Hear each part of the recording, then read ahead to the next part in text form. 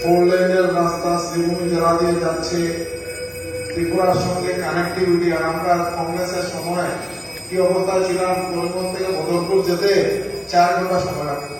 2013, 14, 15, 16 এগুলো ভুললে তো আমরা মেমোরি ইজ ভেরি শর্ট, আমরা ভুলে যাই, ভুলতে পারি না, এগুলো মনে রাখতে পারি। আজকে 4 এলাকায় স্কুল, জল জীবন মিশনে সবার ঘরে ঘরে বিশুদ্ধ পানীয় জল পৌঁছে দেওয়ার কাজ। আজকে বিশেষ করে আমরা আরেকটা ইউনিভার্সিটি পেয়েছি বরাক উপত্যকায়, গুরুচরণ ইউনিভার্সিটি। আগামী দিনে এখন বলতে গেলে সব কলেজ ন্যাকের যেটা করতে গেলে যেসব জিনিসের প্রয়োজন সব অনেক প্রাচীন কলেজ পরিণত করে। স্বামী বিবেকানন্দ কলেজে ন্যাক করে বিল্ডিং পেয়ে গেছে শ্রীভূমি, আমাদের করিমগঞ্জ কলেজ কিন্তু কখনো ন্যাক করতে পারে।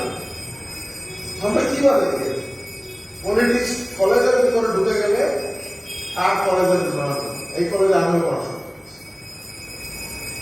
আমি দেখলাম ওনারা মানে কোনো ধরনের ইন্টারেস্টিং ইউজিসি গ্রান্ট পেতে হলে ন্যাক করতে কলেজের নিজের ব্যবস্থা নিজে উন্নয়ন করা। আজকে এই কলেজে আমরা অনেক কিছু করতে পারবো, যেভাবে খুব স্লো আজকে ডিএসএ আমরা আবেদন করেছিলাম, এখানে ইন্টারন্যাশনাল স্টেডিয়াম করার জন্য মাটি দিচ্ছে। আগামী দিনে এখানের মধ্যে এগ্রিকালচারাল কলেজ হবে, এগ্রিকালচার ইউনিভার্সিটি ক্যাম্পাস হবে। মাননীয় মুখ্যমন্ত্রী যা বলেন তা কাজে পরিণত হয়। তার নাম ডক্টর হিমন্ত বিশ্ব। উনি এইবার বিজেপির ইয়েতে লেখা আছে ম্যানিফেস্টোতে যে এইবার বরাক উপত্যকায় এইমসে সেন্টার হবে এবং এটা শ্রীভূমিতে হবে, মাদারকান্দিতে হবে, হবে। আজকে ইন্টারন্যাশনাল ট্রেড সেন্টার রয়েছে।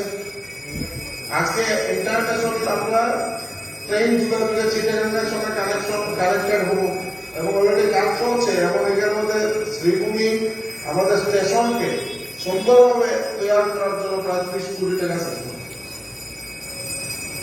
ধীরে ধীরে অগ্রগতি হচ্ছে না এমন কোন কথা না, আসল কথা আমরা বিপরীত তৈরিতে থাকি।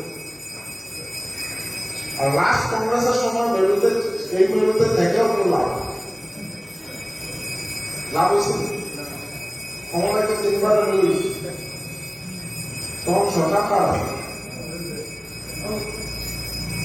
এই কারণে কখনো কংগ্রেসের বরাক উপত্যকার প্রতি কংগ্রেসের কোনো মানে আবেগ, কোন ধরনের মায়া মহব্বত কিচ্ছুই নেই। ভোট এগিয়েই কবি ভোটের গল্প, কাজের নামে কিছু নেই। এইভাবে আজকে আমরা চাকরি নিই, কেউ চাকরি পাইলে কেউ বলে না দাদা আপনি একটা কোচিং সেন্টার করে দিয়েছিলেন, আমি এই কোচিং সেন্টারে পড়াশোনা করে এডিআর এক্সাম দিয়ে আমি চাকরি পেয়েছি। তখন বলবে আমার ক্রেডিবিলিটি জানতে ট্যাগ দিয়ে চাকরি পাইলে কেউ ধন্যবাদ দেয় না। যে বিজেপি সরকার